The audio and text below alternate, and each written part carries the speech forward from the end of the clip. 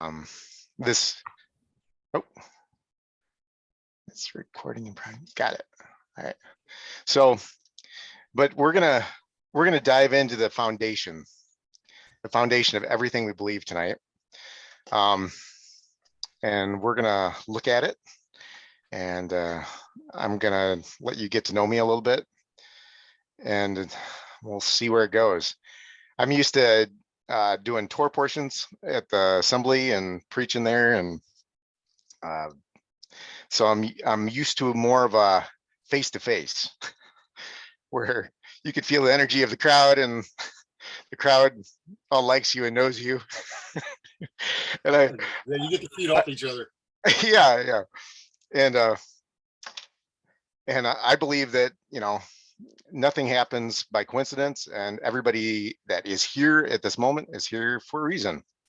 And we're here to give glory to the Yahweh's name and to be faithful witnesses this night to anything that he has to teach us. And I pray that we have eyes that see and ears that hear this night. This is kind of interesting as far as like how this all started for us as a family. I'm just gonna give you a little background. I went to evangelical church for 38 years.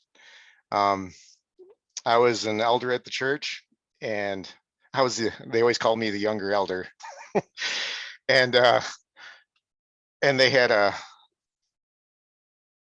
the pastor had asked me specifically to give a Sunday school lesson to the adult class, because I was the youth director at the time, and on the book of Revelation. And so we're going through the letters to the churches, and I get to Revelations 3:8, and I don't know how else to explain it, but it's like the words jumped off the page at me when I read this, and I'd read it hundreds of times before. But when I read Revelations 3:8, it just jumped off the page where it says, see, I have placed before you an open door that no one can shut. I know that you have little strength, yet you have kept my word and have not denied my name. And it was, I wouldn't say it's an audible voice, but you know how the Spirit speaks to your spirit, and where it just hit me sideways. And basically my spirit is like, I'm going to teach you what this really means. And for me, that kind of that opened up a whole can of worms that just started a journey that me and my whole family ended up going on. And it's been an amazing journey, I have to say, just amazing. Because the first thing he did was he taught me about his name. And the first thing he spoke into my spirit about his name was put my name back where it belongs. And so I started researching in ways I hadn't researched before. And I researched and found out, gee, his name is basically 4 letters, and it's in there almost over 7,000 times in the scripture. There's only one other word, I mean, besides, like et, which is the Aleph Tav, which is in there more times, but you have Yahweh is his name, and then you also have Lev. Lev is the second most used word in the Bible, and we're going to talk a lot about that tonight. But but he had me start reading out loud and putting his name back where it belongs. And so every place where it says Lord in the scriptures, it says Yahweh. Every time it says God, it's actually Elohim. That was really weird. Charlie just came through the wall.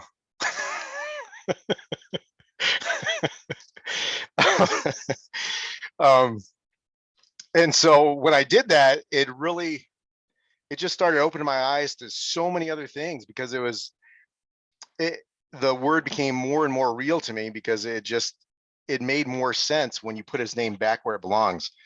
And that was just the beginning. And then, of course, I think probably all of us that are here tonight, probably just the search started with the search for truth. Everybody, we have new people that show up at the assembly almost every week, and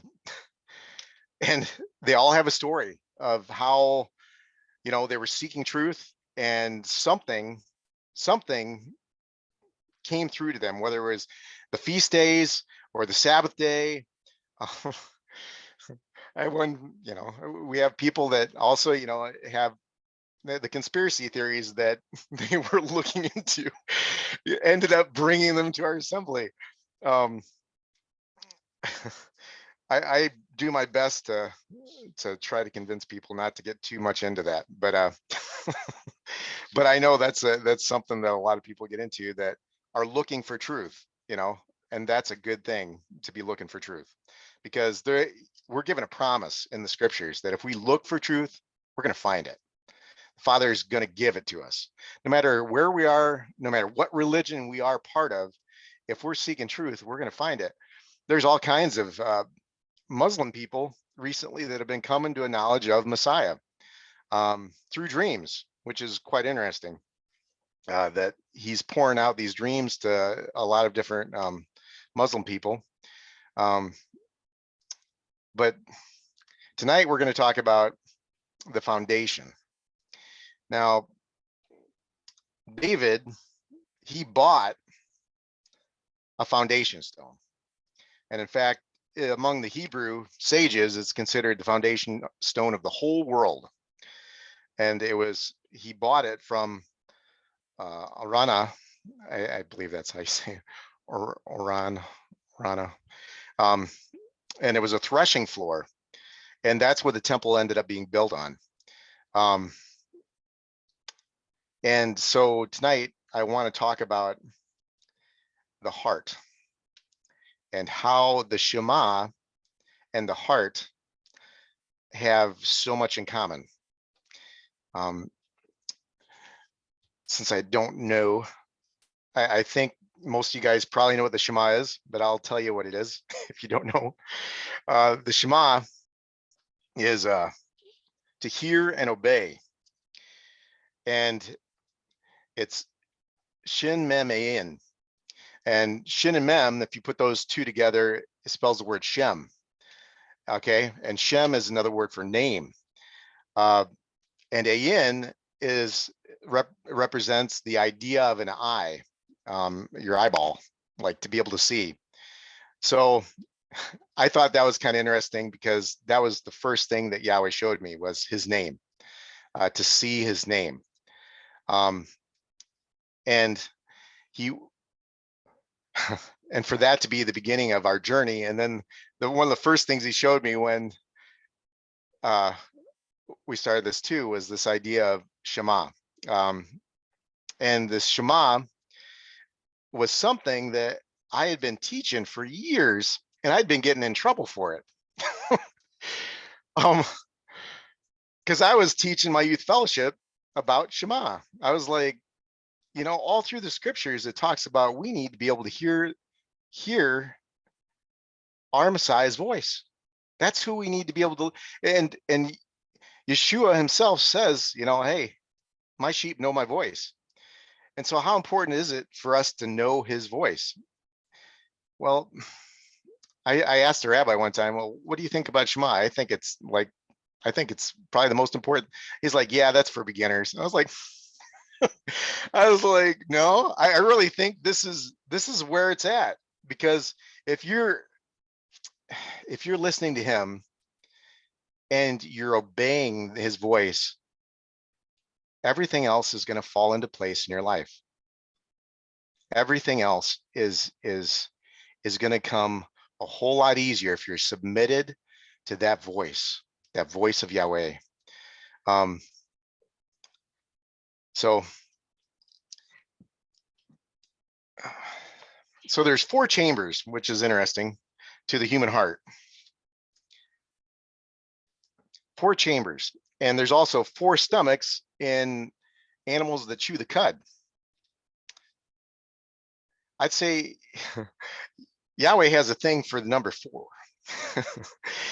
uh, 4 is also the letter Dalet in the Hebrew scriptures, and it represents a door.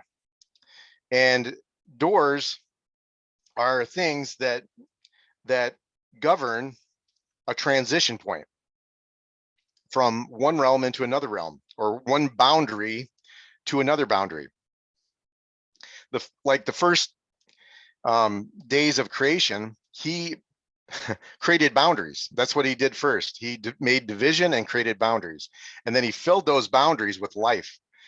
And so this number 4, you see it in the tribe of Judah, Yehuda. Basically, it's Yahweh's name with the Dalet thrown in the middle of it. And the Dalet represents Messiah as well, because he is the door. He is our door. He refers to himself as the door. And he's the only way we can move from life to death, to cross over from life to death, to transition from that, from life to death, from death to life. How about we reverse that? We don't want to transition into death. So doors are portals. They're boundaries that lead to new areas. And you see in the Shema, it talks about gates. It talks about doors. In the Deuteronomy 6:4, Deuteronomy 6:4 is referred to in the Hebrew scriptures as the Shema, and it's usually what people put inside their mezuzahs alongside the door. These are, the Shema is one of those things that it really speaks to my heart as far as the direction that he wants to take me, in a way that just has totally transformed me and my wife's life.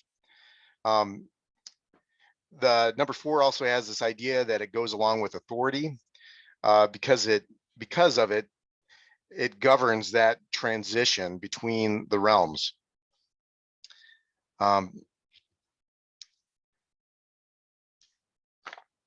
So I want to touch on these different chambers of the heart, and look at how those chambers affect our walk with our Messiah.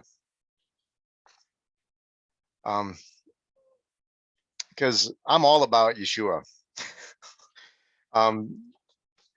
And I'm gonna just throw this out to you guys and see what you think. But in this movement, there's different things I've noticed, because when I first came into this, which was like 14 years now, we were all alone. We were totally alone. There wasn't anything as far as on the internet or anything like that back then, as far as anything we could find. And everybody I asked and told, and I was so excited about the things I was learning from the scriptures that I hadn't seen before. But once I started putting his name where it belonged, things started opening up. So I would share it with my pastor, and then my pastor's like, wait a second, you're heading down the wrong road there, buddy.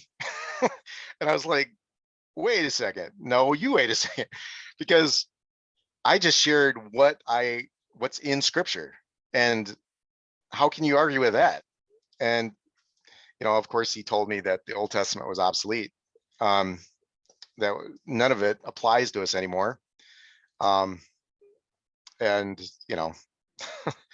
that, he basically did his best. He said, I'm worried about your salvation. He just really tried to crush my spirit. And this was a man who basically was like my second father growing up. My best friend was his son. And I was at their house all the time, and he really came down on me pretty hard. And I felt super alone. So I have always seen in my own life that Yahweh is more than willing to give a second witness. And so I'm praying, and I'm just like, Father, I need to know that, I know your voice, I know what you're telling me, but I really would enjoy for you to give me a second witness. I need someone to say, yeah, you're not going down the wrong path here, buddy. and so I prayed, and the next day when I went to work, I was working at a juvenile prison at the time. And I had a counselor that I transferred over to my wing that day. Uh, and I felt strongly that I was supposed to tell him the journey we've been on. And so I just started just laying it out there. And how, I found out, like, Christmas is a pagan holiday, Easter's, season of Ishtar, and, and, we were still struggling with Shabbat at the time, uh, and I was just basically working through all the different things. And so I'm like, I'm not super sure about Shabbat. I'm praying about it right now. I'm waiting for confirmations on that.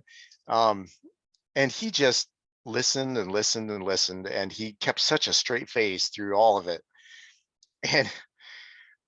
And then when I was totally done, and I just was like, so what do you think? And he just gave me a big old smile. He's like, me and my family have just been going through exactly the same thing you guys have been going through. And he's like, we just started a home fellowship. And I was like, what? And he's like, yeah. And I was like, well, that's no coincidence, because I don't believe in coincidence, because coincidence isn't a kosher word. Yahweh brought us together for this moment, and this was appointed time. And so at that point, I knew I wasn't alone, and that the Spirit was doing something. He was doing something, and if he was doing it in me, I believed that he was doing it all around the whole world. And and that's exactly what's happened, because look how everything's changed since then. We went from where you couldn't find anything at all on the internet. You couldn't just there was nothing out there. And now everywhere you look, you can find anything you want to find about the Hebrew roots movement. And there's no set leader. There's just people seeking truth and finding it. So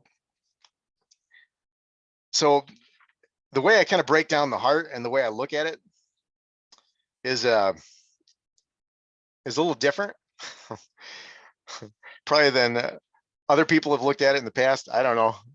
I just share whatever I get from the Father, and usually, at least all the people that I've been working with and discipling for a long time now, they seem to connect with it. So I just figured I'd share that with you guys tonight. So the first chamber I would call of the heart, and the heart, according to the scriptures, the heart is, the word for it is lev.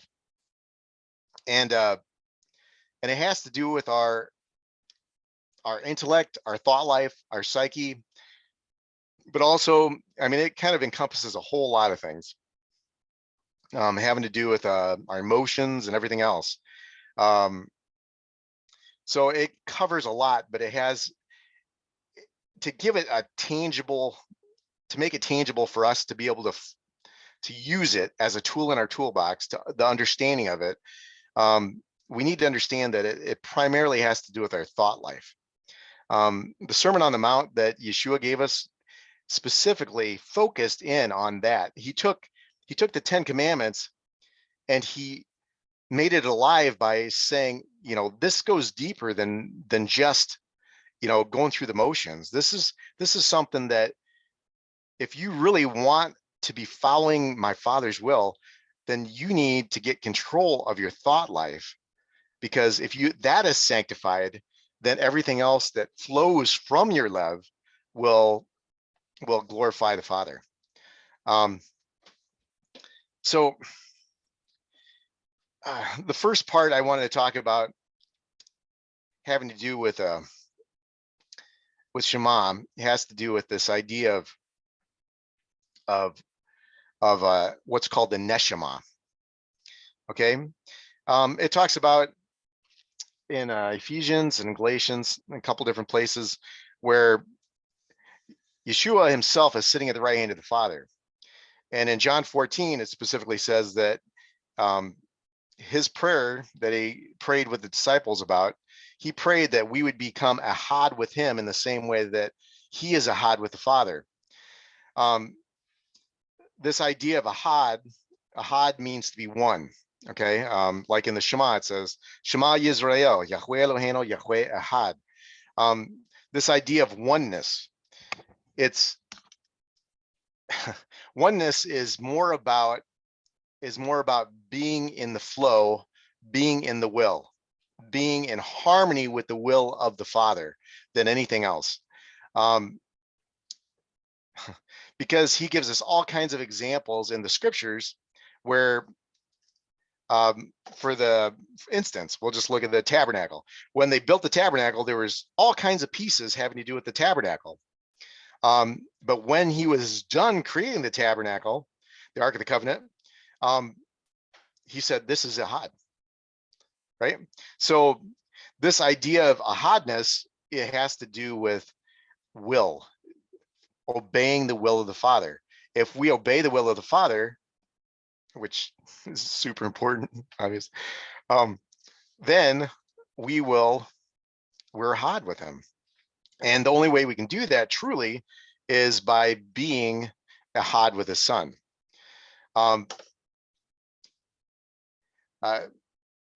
In this movement, I've noticed that a lot of people say they're Torah observant. And, I'm okay with that. But at the same time, I think there's a better way to explain what we are. Because in the scriptures, through example and through through specific scriptures, like he is the author and perfecter of our faith. Fix your eyes on the author and perfecter of our faith. So I'm gonna just throw this out to you, and you can share it, obviously. But this is the way I look at it. Instead of saying Torah observant, we're Yeshua observant. We're Yeshua observant, because just like Peter, if we take our eyes off of Yeshua, we're going to start sinking, and we need somebody to grab us and pull us back up. Because, if we start looking at the waves, we start looking at all this oppression that is everywhere else in this world, we're going to sink. And just being Torah observant isn't going to keep us above water. We need to keep our eyes on Yeshua. He is the author and perfecter of our faith. Now, if he's an author, that means he's writing a story. And the story he's writing is each one of us is a book. It's a book of remembrance. And he's writing a story about each one of us. And he wants us to be a part of that story, that bigger story that he's writing for his kingdom on earth. So, I mean, I'm not trying to be mean about saying Torah observant. I'm just saying Yeshua observant, I think, is it helps us connect better with people that haven't transitioned into this thinking that the whole Old Testament is obsolete. I mean, they haven't come to, that's not obsolete. They haven't come into the thinking and understanding that the whole book is good. They haven't come into the thinking yet. And if we say we're Torah observant, they're going to just say, well, you're legalist. And because they haven't come to an understanding of how it all fits together. I mean, Yeshua was constantly pointing to the Word, and the Word is constantly pointing to Yeshua. And so this is one of those things that I've run into a whole lot of people that come across as like they got everything figured out. I ran into them all the time, and when I was in Sunday church, you know, I've been to seminary, I've done this, I got a doctorate in that, and you know, there isn't anything I know it all, you know. And I'll tell you I'm barely scratching the surface. Every time I learn something, I realize that we're just barely just touching on what the Father wants to give us. Um, and ever since I've gotten into this, it's been like trying to drink out of a fire hydrant. You know what I mean? It's like he just is pouring all this knowledge out on us um, in these last days, where he's showing us so many things that have been hidden for so long, um, and it's all so good. So this first chamber of the heart, I call it the Shema. It has to do with our identity. Um, if you look in Genesis, where he breathes into Adam, it's not the Ruach. It's not just the Ruach HaKodesh, the Holy Spirit. That's not what he breathes into him. It's a specific word in the Hebrew, and it's the Neshama. At that point in time, he hadn't sinned yet. That's that perfectly the in the Hebrew, they don't consider perfect even something that even exists. Um, they consider that we're all in transition, we're all moving forward.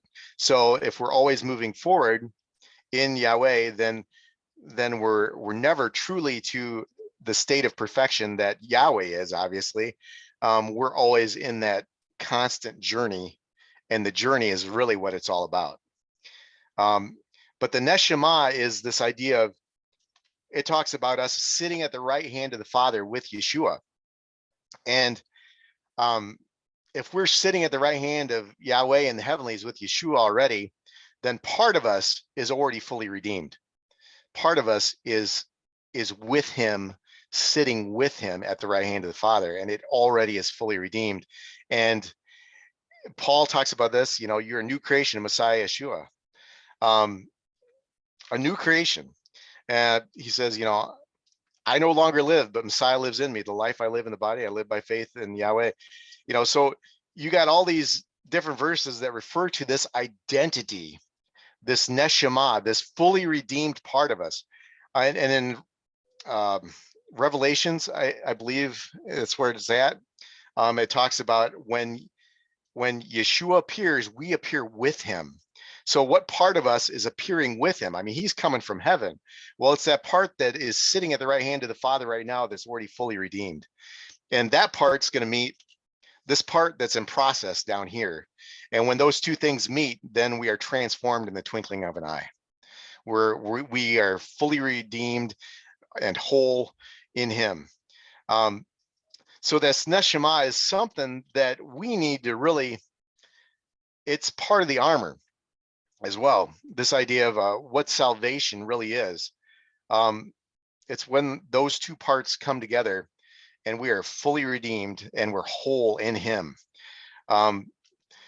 So this neshama is an identity, and an identity that we have to cling to. We have to know who we are.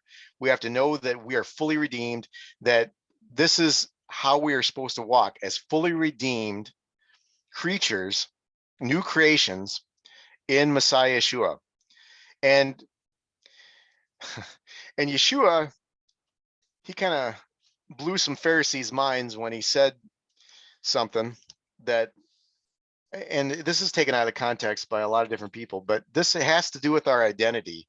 And he wanted us to understand this as part of our identity. In John 10:34, he said, "Is it not written in your Torah, I have said, you are Elohim, to whom the word of Yahweh came." Okay. Elohim isn't, Elohim means mighty one. Okay. That's all it means. It means the mighty one in whom I put my trust, the way David defines it in the Psalms, the mighty one in whom I put my trust.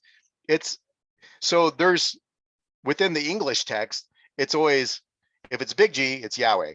If it's little g, It's an unclean spirit or a demon or a fallen angel, right? That's the only difference in the English text. But the thing is Elohim means to be mighty ones. Actually, Moses was referred to as an Elohim.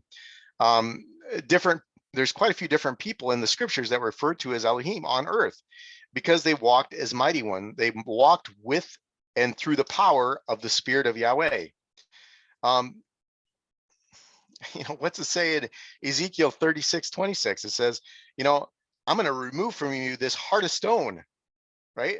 I'm going to remove from you this heart that is constantly resisting me, this heart that is prideful, and I'm going to give you a heart that's alive, and then I'm going to put my spirit in you, and that spirit that I put in you, this new spirit, is going to move you to follow my decrees. And when we follow and walk in according to his word, guess what? We're walking as Elohim on earth. Yeshua is specifically referencing Psalms 82:6. All right. And that references, I said, you are Elohim, you are sons of the Most High, and specifically it's this idea that you're Elohim to whom the word of Yahweh has come. All right. It's this idea that this word that I've given you is transforming into a new creation. It's a new creation. You are a new creation, Messiah Yeshua. This is your neshama. And we are to walk in this neshama. We're supposed to walk in the image of the Most High. So this is, and I would say in the armor, in Ephesians 6 that we all know and love, we love that, because it's, it's one of those verses that we all like going to. But the helmet of salvation, what actually is said, carved into the helmet of salvation, that is actually the armor, is the high priest garments. It says, Kadosh Yahweh, set apart for Yahweh. So that's what we are, guys. We are set apart. We were set apart. We were moved from death to life, and we are now new creations in him.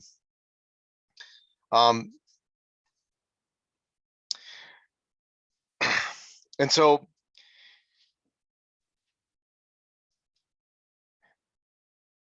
yeah, that's one of my favorite things too.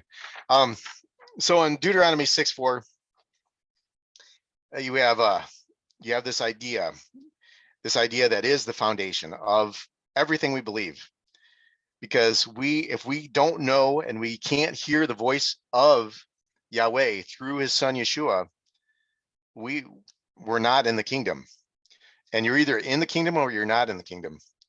And the kingdom is here now, because Yeshua said the kingdom of heaven is in you. It's in you. Okay. So what are we supposed to do as people, as men, not mere men, not men that follow, not mere men that follow other men, not mere men that follow our own beastly natures. We are called to be men, not mere men, but men that walk as Elohim on earth, that walk as mighty ones on earth. And we only do that through the power of his spirit in us. And so, Paul puts it this way: we need to walk in a way that's worthy of our calling, the calling that comes to us through Messiah Yeshua. And this is important because it establishes our identity. And the number one thing that the adversary likes to do is attack our identity. So this is just one of those things I think is super important. It's one of those things that we always have to come back to. We always have to remind ourselves who we are in him. But this also has very much to do with what we believe. And so this is the transition into chamber 2. The first chamber is our identity. Our second chamber is our lev. All right. The our mind, our thought life. We'll just do it. We'll just go that way. A.W. Tozer, I'm sure some of you guys have read A.W. Tozer. He's a pretty cool dude. He said, what I believe about Yahweh is the most important thing about me. It's the most important thing about me. So how important is it about what we believe? And, where do our beliefs come from? Well, how do we think? There's a whole lot of people out there right now in the world that give lip service and they say, I believe this, I believe that. There's a whole lot of people that claim to be Christians. There's even a whole lot of people that claim to be in the Hebrew roots that say that they believe this, they believe in Shabbat, they believe in keeping the feast. But you know what? Yahweh says, unless we walk it, we don't believe it. And so we have to walk it. Otherwise, it's just, our words are just wind. They're nothing. What gives our words substance is when we walk what we speak. All right. Now, the words that come out of our mouth, obviously, are the words that flow out of our heart, out of our lev. And when we look at verses like Proverbs 4:23 and 24, it says, above all else, we are to guard our hearts. Above all else, guard your heart, for it is the wellspring of life. Right? Well, according to what we know now about our identity, whose heart are we actually supposed to be guarding? I'd say the heart we're supposed to be guarding is Yahweh's heart, because all through the scriptures, it says, guard my Shabbat, guard my, guard my, there's so many different things we guard. Shema is all over the place in the scripture. Wherever it says keep, it means guard. And so I would say, when Yeshua says, out of the overflow of the heart, the mouth speaks. Well, this whole book that we know of as the Bible is his heart. Within the pages of that book, his heart is revealed, and we are to guard it.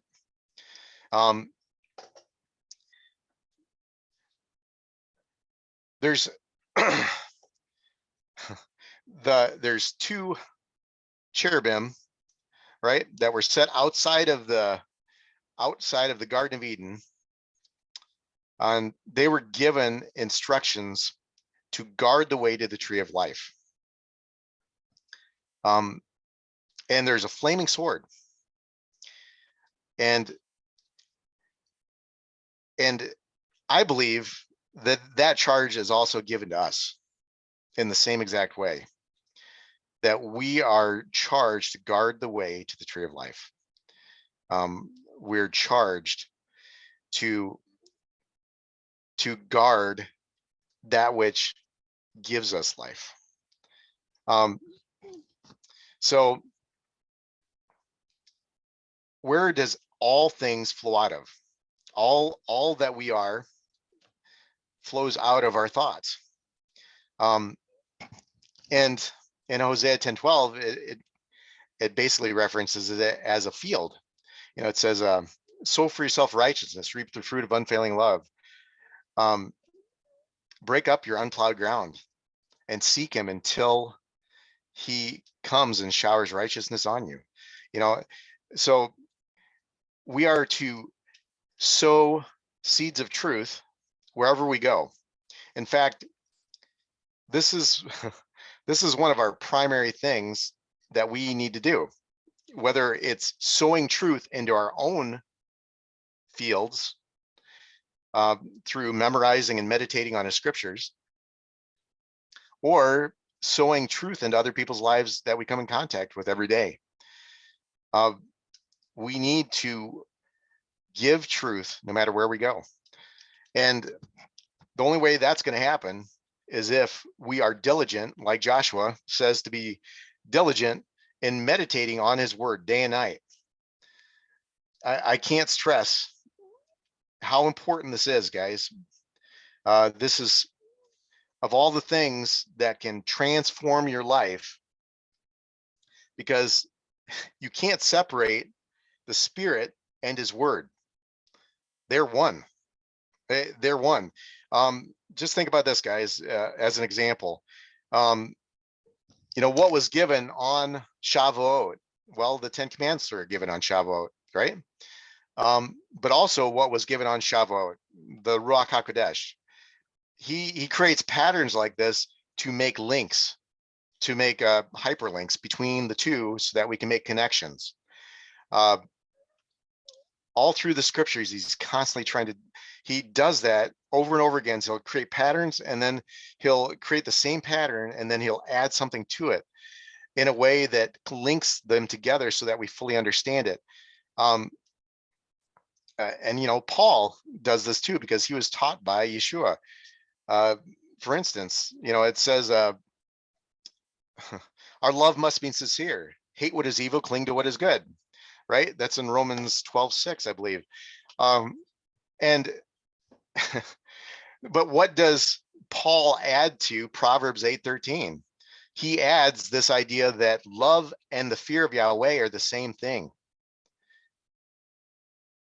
Love must be sincere. Hate what is evil, cling to what is good. So this is a hyperlink, because my brain, when I read that, was like, wait a second, that's Proverbs 8:13. And that's what he wants us to know, have so much scripture inside of us, that when you see things that are verbatim exactly the same, or even the same pattern or theme, we can automatically hyperlink to that other place in the scripture where it's at. And through that, because there's a whole lot of people out there I know that, especially young women, have trouble with this idea of, well, why would I want to worship somebody that I am supposed to fear? But the thing is love of Yahweh and the fear of Yahweh, when you look at the descriptions all through the scripture, it says, if you love me, you'll obey my commands. Well, it says, if you fear Yahweh, you'll obey his commands, and you'll love what he loves, and you'll hate what he hates. Right.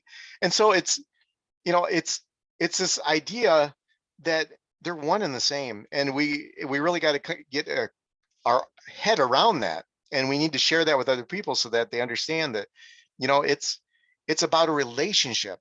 And, when I was growing up, I feared my dad. I feared him. But I loved him like crazy, and the thing is, the only time I had any reason to fear my dad is if I disobeyed my dad. That was the only, or if I was giving him excuses. Of all the things as a parent that I hate, is when you see your kids going against what you've taught them. They know the right thing to do, but then they choose to do the wrong thing. That's when it really, like, right in the heart, it hurts. And then when you confront them about it, the thing that hurts even worse is if they pass the buck or give me excuses. I mean, that's like the worst. But how often do we do that exact same thing to the creator of the universe? So I'm just going to stress, as far as what having to do with our love, the way to go through the sanctification process with the Father, and to allow ourselves to be transformed, and to be a part of this journey that changes us in a real way. It in fact creates a hedge of protection around us. One of the things that I've talked about before is that the wounds of Messiah show us different things that are very important to him. For instance, the crown of thorns that was put on his head was made out of acacia thorns. And you see acacia wood all over the place in the scripture. The tabernacle, the Ark of the Covenant, it was made out of acacia wood. the thorny bush that the ram caught its ram horn thicket in the thicket. Well, the thicket was a young, it was an acacia bush. They grow to be pretty big trees in the Middle East. And Abraham used acacia trees, and this is midrashic, but it was really interesting, that he would create what he would call crowns of thorns, but they were corrals. I mean, anybody who's a farmer knows that, corrals are wonderful things when you're trying to get your livestock into, trailer so you can take them to market. Well, guess what? Back then, they used corrals as protection during the night. And they used acacia trees. In the Midwest, back in the day, they used hedge trees. And they would plant those all over the place, and they'd use them in the fence rows. And acacia trees and hedge trees are very similar. They're called Osage orange trees. They're also called iron trees. The wood itself is like crazy hard. It doesn't break down like normal wood. Stuff doesn't like to eat it, like bugs and stuff. It's just a really amazing wood. But all those trees have one thing in common. They have thorns. And thorns, just like everything else in the Hebrew, it's got two sides. It's got one side that thorns represent sin, but on the other side, the thorns represent something that can protect us from something else. If we're sheep and we're in a corral made out of acacia trees, guess what? We're protected. And our shepherd sleeps in the gate. The shepherd sleeps in the doorway. So this is the thorns around his head kind of represent what he wants to do with our brain. He wants to put a hedge of protection around our brain. And the best way for us to do that is to do like Joshua said and meditate on his word day and night, so we can transform our thought life into something different, into something where we're not thinking about things that go against his kingdom. We're thinking about things that promote his kingdom. We're thinking about things that edify other people. We're thinking about things that we're thinking of ways to help people. So one of the things I've always talked about having to do with our thought life, there's familiar paths that we all walk. When we come home from, my wife's being over here, huh? Just 10 or 15 more minutes. Okay. Yeah, that's one thing I definitely have a problem with sometimes. If I really start getting rolling, I get rolling. But the cow paths, I refer to our thought and our familiar patterns of behavior as cow paths. I'm a farmer. I grew up on a farm. Yeah, I'm still on the family farm. I just, I'm not truly a correctional officer at heart, that's for sure. But all of us have patterns, and I would say let's become aware of those patterns. If one of our patterns is when we come home, we're tired and we decide we're going to plop down on the couch and binge Netflix. And, I always tell everybody, in that moment, you need to say out loud, to the creator of the universe, I believe with my whole heart that this is the best way I can use my time at this very moment. Because if you say that out loud, you're not going to stay sitting on that couch, because you're going to realize how ridiculous that is for you to be able to say that to the king of the universe. We gotta create new paths. Instead of following our old familiar behaviors, we got to start following paths that match up, that are in harmony with his will. All right. And that's what, when Joshua was talking about, that's how you become successful according to the values of the kingdom, that's how you become successful. It's when you meditate on it day and night, and through the meditation of his word, you create a new path, a new path. The Indians call it the white path, but it's a path of light and life that totally changes us. The word for meditation in the Hebrew is hagar, and it means to be hungry for his word. Well, it specifically means it's an onomatopoeia. And onomatopoeia specifically, it's onomatopoeia of a lion who's hungry. He's not only hungry, but he's hangry. And he's roaring. He's like, I need some more, I need some more food, right? And so you got this lion that's hungry, but we're supposed to be hungry. We're supposed to meditate. We're supposed to chew on his word. Even the English version of that word is its root word. It has to do with mastication, which is chewing the cud. That's what cows do. That's what clean animals do. And it's making the word one with us, because that's what the grass does after they chew the cud. It becomes part of the animal. And that's what we need to transform us. So I'm going to kind of pick things up here, really.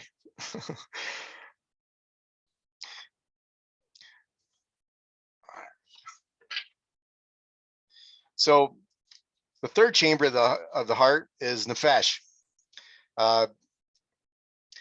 Nefesh is our lower nature. It has to do with basically our drives and our desires, are things that make us move. They aren't necessarily bad things. Our drives and desires are actually, when they fall into the pattern and the protocol that we're talking about here, of always keeping in mind who we are in him, and allowing our minds and our thought life to be transformed, then what comes next, the nefesh, can be transformed as well. Our desires and our drives can be transformed through that process. And that's exactly the pattern that we see in the Shema, in Deuteronomy 6:4. For it's Shema Israel, Yahweh Eloheinu, Yahweh Ahad. So we are to be ahad with his will, in the flow with his Ruach HaKodesh. And then it says, Behol levava uveol nashea uveol meodea. So this idea of the lev, then the nefesh, and then the meodea. All right. The meodea is actually, if it's translated properly, it would be resources. In the Hebrew, it'd be our muchness, which is kind of weird. But so this, when we follow the pattern of this, our identity, our lev, our heart being transformed, and always keeping in mind who we are, and it transforms our drives, it transforms our passions.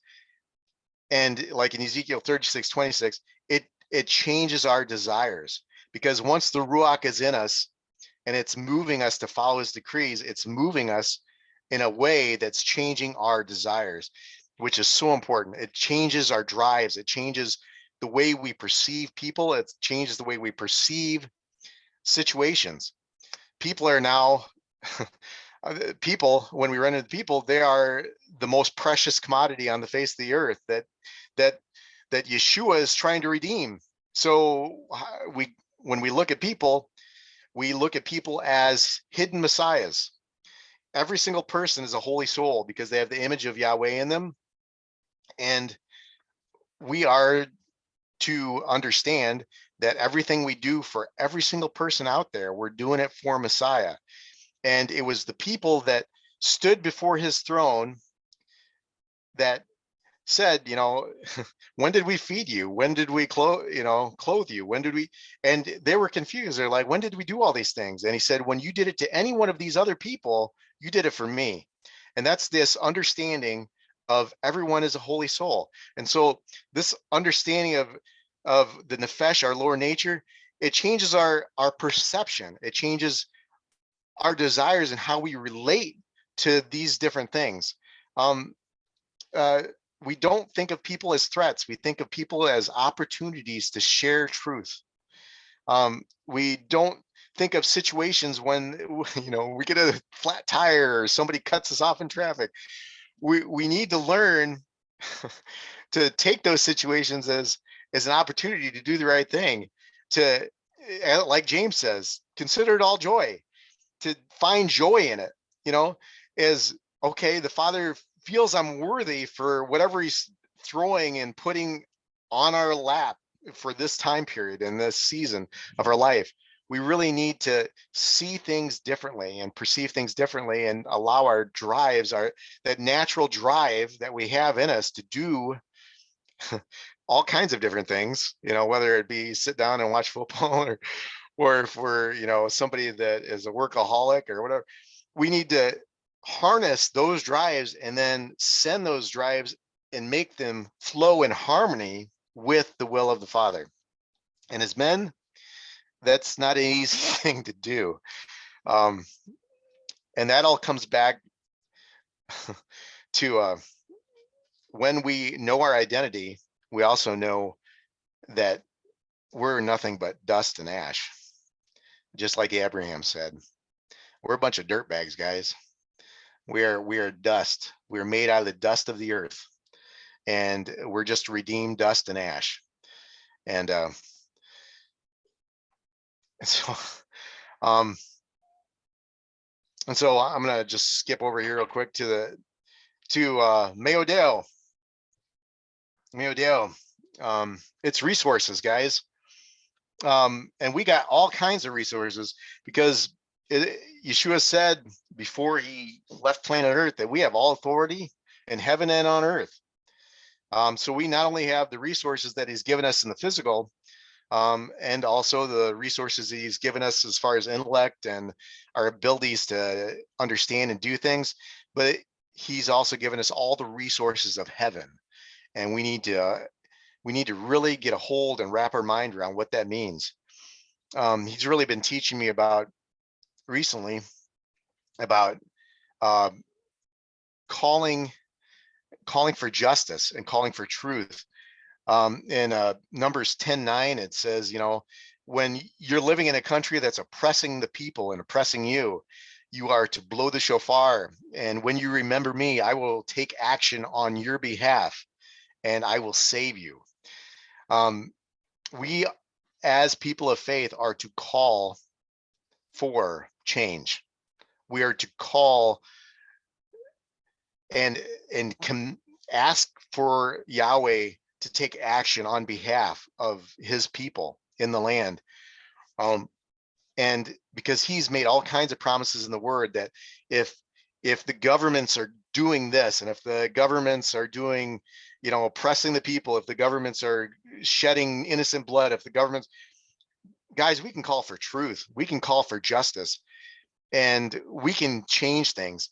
When we are Elohim on earth, we are mighty ones walking we're walking through the Ruach HaKodesh, through the power of the Ruach HaKodesh.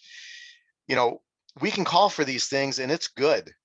The verse where it talks about calling for justice, just before that, it says, will there be faith on earth? This idea of, will there be faith on earth?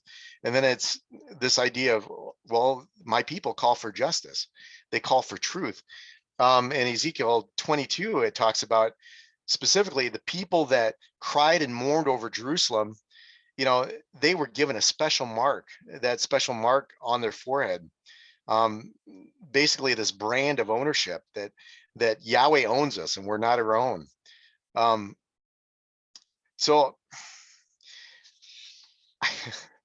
I wasn't exactly sure what to share with you guys at first, straight out of the gate like this. But I just kind of wanted to give you a little basic something that just kind of has touched my heart over the years. And I'm not I'm not one of those smooth talking guys who can always get everything just perfect. I'm a real guy just like you guys, and I love Yahweh with all my heart.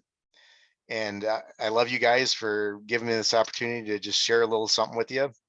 Um, you know, I appreciate Charlie, your wife, for just, I mean, it was just so random. She was talking to Eric, and then I just walked up and she started talking to me. And next thing you know, she's like, you want to do a podcast? And I was like, okay, that's not really in my wheelhouse, but you know, if I don't believe in coincidences, so if something like that comes up, even though I'm not a techie person and I really am not a fan of technology overall, I didn't even have a phone till I went to Israel, and I knew that was the only way I was going to be able to communicate with my wife. So I finally broke down and got a stupid smartphone.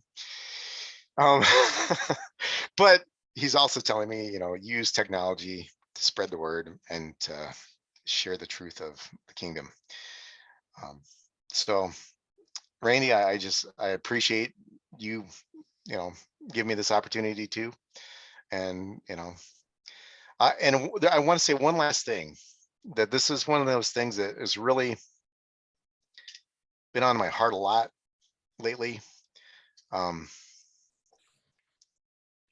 That I think we don't understand how important it is.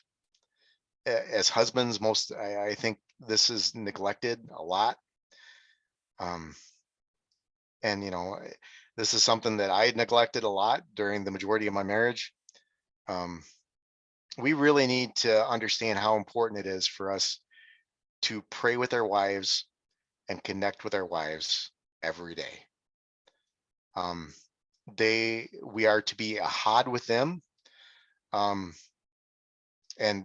like we talked about, a had, it means oneness. It means that you have the same vision and you're moving in the same direction together. The only way that can happen is when we come before the throne. I believe Yahweh really helps us find that true ahadness, that oneness with our wife. I know we always have other things we want to do with our wives, but we need to focus on the spiritual before we get to the other stuff, because they're going to love us so much more if they see that we are the men we need to be, and we are promoting the kingdom. And when they see that in us, they'll just love us so much more, that our life will be so much better. And so it's a not selfish thing, but it's also kind of a selfish thing at the same time. But it's a good thing, and it's something that yeah, he's really put on my heart recently, and I just thought that that'd be kind of a good last. Wait, there's one more thing. No, I'm done. I'll just call it quits, because I could go on for another hour and stuff. But yeah, thanks a lot, Randy. I appreciate this opportunity. Thank you so much, Steve. That was incredible, man. Just wow, that's a lot to think about and a lot to ponder. I know for me, it's going to be that's going to be days worth of eating. I can tell you that. And I just want to say thank you. That must be Erica. Hi. Yeah, How she's are like you? sneaking in here. That's just incredible. So what I want to do right now, guys, if you guys don't mind, if anybody's got any questions for Steve, pop right in. And if not, then there was a few comments that I'd like to get Steve to comment on. So if anybody's got any questions.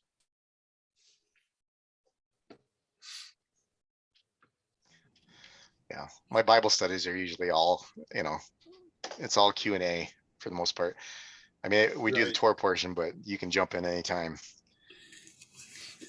There's one comment here that I'd like you to reflect on for a second, if you don't mind. And Yeah. it was the whole love and fear of Yahweh and versus reverence. So I think some people believe that fear is not a thing that we should have of Yahweh, that it should be reverence instead of fear. What do you think about that? Well, I think that, I mean, in the Hebrew, it has that definite feel of it could be translated better as reverence, for sure. But the reverence of Yahweh promotes the love of Yahweh. And to a certain degree, it's,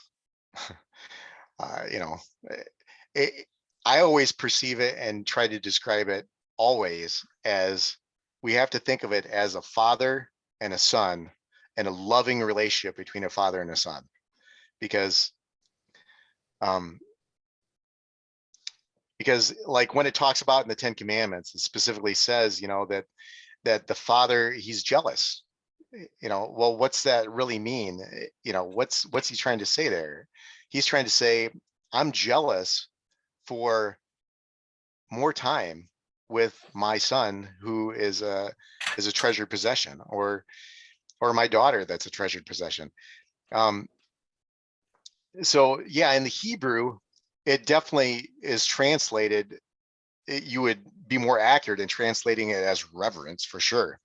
But yeah, but I just didn't go down that road tonight. But yeah, fear and love. But the fear of Yahweh promotes the love of Yahweh, and it's that balance. And in the Hebrew, you always see that balance. There's always, and we have to do that all the time. This idea of weighing the commandments too. There's that's a whole nother study as far as weighing the commandments. But yeah, so that's just what I see is what Paul is trying to do. He quoted Proverbs 8:13 verbatim. And whenever you see that, and you see Yeshua doing it a lot, you see Peter doing it, you see all the disciples doing it, they are trying to make a link with something else so that they can add an idea to whatever it is that is in that place that it takes you in the scripture. And all the parables are like that too. All of them. They're meant to take you deeper into the Tanakh. I don't know if did I answer it? Yeah, I think you did. I think that was incredible, because I view it the same way. I view it as fear is more of a reverence thing, and I think a lot of it in trying to deciding how you actually see that is how you were brought up by your own father, because like you, I had a lot of fear of my father. So there was reverence there. I mean, there was respect there. There was, I loved my father, but there were times when I feared him too. Right. So yeah, I think a lot of it had to do with the way you were brought up by your father and how he, the relationship you would have with him. Right. Some guys would have total reverence for their father. Other guys like us, would have some fear for their fathers. So I think it have a lot to do with and how you were brought up. Let's see. So I want to throw this out there. This is our, I want to say our first session like this. I'm going to, in the message thing, I'm going to throw my email address out there. And I'd like to get some feedback from you guys as to whether you would like to do this again. Again, I'm a novice at this, so I don't know if throwing my email address out there is the best way, but it's the only way I know how. So what I'm going to do right now is I'm just going to type a message out there with my email address. And if anybody's got any feedback as to whether this would be something you'd like to do, say maybe on a monthly basis, bi-yearly basis, once a year, whatever. There's a couple more questions. There's a couple more. Okay. If there's and just do it through my email, so we don't have to do it on here tonight. But in the meantime, let's see, I guess there's a couple more questions. Let's see, can you please reference the Hebrew words for the chambers of the heart? Yeah. Yeah, I referred to the first one as the Neshama. And Lev is means heart. It's always translated heart, but it really has more to do with our thought life than anything else. And then it's the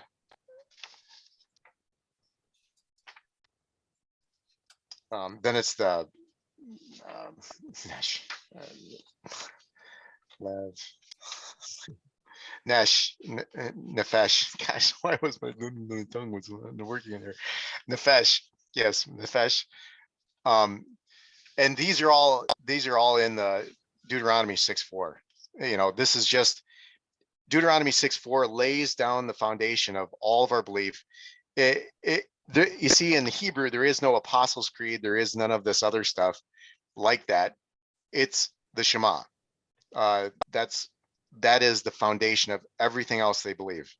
Is this idea that we have to have a relationship with the King of the universe in such a way that we are speaking to him and hearing from him 24/7. We need to tune our frequency on our radio in our brain to his frequency. We need to pick it up, and we need to be listening to everything he has to give us. And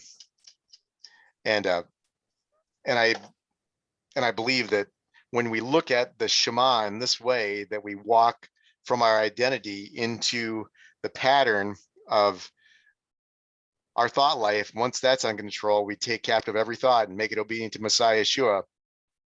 Then that helps bring our drives and our passions under control.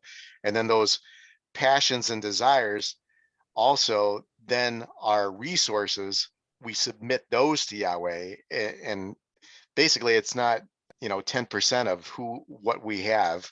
It's 100%, guys. And if we're in the kingdom, we're either in it 100% or we're, I mean, what did Yeshua say? He said, once you put your hand to the plow, you don't look back. And every single person that he set apart and said good things about, he said they had wholehearted tamim, this idea of wholeness, like the tamim offering, this wholeness, where we are made whole through him. And every single person he commended in the scriptures, he said they were wholehearted with him. If we're giving him just bits and pieces, that's not going to serve the kingdom well. And that's not going to serve us well either, or our families well. We need to be wholehearted in everything we do, especially in these days we're in, guys. This is no joke. We're at war. The dragon said, he's gonna wage war against everybody who obeys the word and follows the testimony, the witness of Yeshua. And that's us, guys. So we are at war with the dragon that was in the garden from the very beginning, because the Hebrew word for dragon is Nahash, which is the same word for snake, but it's also the same word as dragon. So we see him at the end, we see him at the beginning, and he wants to destroy us. So we need to walk with Yeshua as Yeshua walked, which Yeshua walked as a mighty one on earth. We need to have some grit about us. I really like that name that Charlie gave. I don't know, did you come up with that, or did Charlie come up with that? That's Brent, a good name. Let's give a shout out to Brent. Brent came up with that, so thank you, Brent. Okay. All right, Brent, that's awesome. Well, I like that. I like that analogy, and I believe that if you make a commitment to start down that path and keep your eyes on Yeshua, you might run a little faster sometimes, you might run a little slower, you might get tired, you might get refreshed, but as long as you keep your eyes on him, you're going to stay on the path. Yeah. And it's, if you ever decide to take your eyes off, is when you start sinking. When you'll go to one side or the other. Yeah. And it's the whole about keeping your eyes on him. Yeah.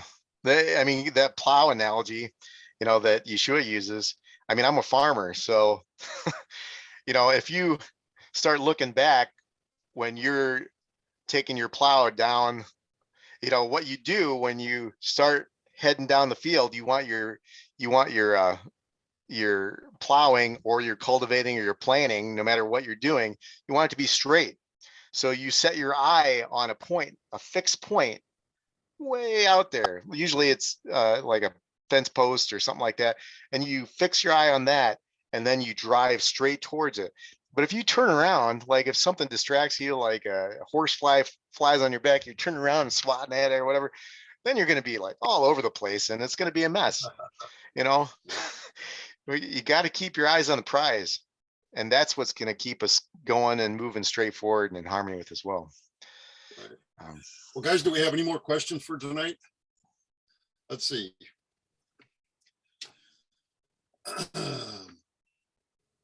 We have one that says, he's asking a question.